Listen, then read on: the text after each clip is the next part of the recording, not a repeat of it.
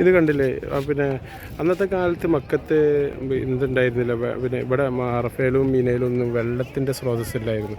അതുകൊണ്ട് തന്നെ അബ്ബാസിയ ഖിലാഫത്തിൻ്റെ കാലഘട്ടത്തിൽ പിന്നെ മഹദിയായ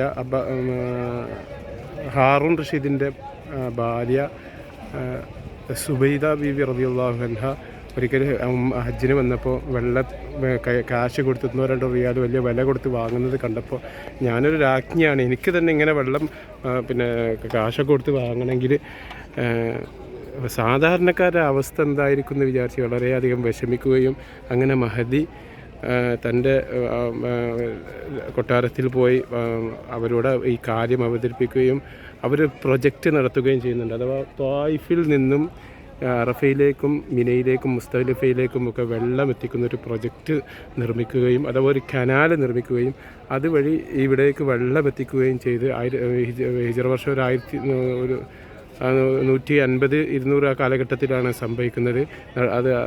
ഇത് നടക്കുന്നത്. അങ്ങനെ ഇവിടെയൊക്കെ വെള്ളം എത്തിക്കാനുള്ള ഒരു കനാൽ നിർമ്മിച്ചതിൻ്റെ ഭാഗമായി ഇവിടെ വെള്ളം എത്തുകയും ഓൾസിലൂടെ ഇവിടെ വലിയൊരു ഹൗദ് ഉണ്ടായിരുന്നത്. അത് ഈ ഹൗദിലേക്കും മിനയിൽ ഹൗദിലേക്കൊക്കെ വെള്ളം എത്തിക്കുകയും ചെയ്തിരുന്ന ഒരു വല്ലാത്തൊരു സംഭവം നടന്ന ഒരു ചരിത്ര സംഭവം നടന്ന സ്ഥലമാണിത്. അത് നമ്മൾക്ക് അധികം ആർക്കും അറിയുന്നുണ്ടാവില്ല.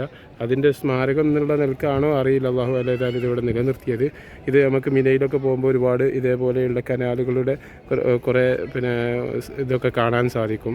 കുറേ പൊളിഞ്ഞു പോയിട്ടുണ്ട്. ഏതായാലും ഇപ്പം വെള്ളം എത്താത്ത കാലത്ത് ഇവിടെ വെള്ളം എത്തിക്കാൻ വേണ്ടി മഹദിയായ സുബൈദി കനാൽ എന്നാണ് ഈ കനാലിന് പറയപ്പെടുന്നത്.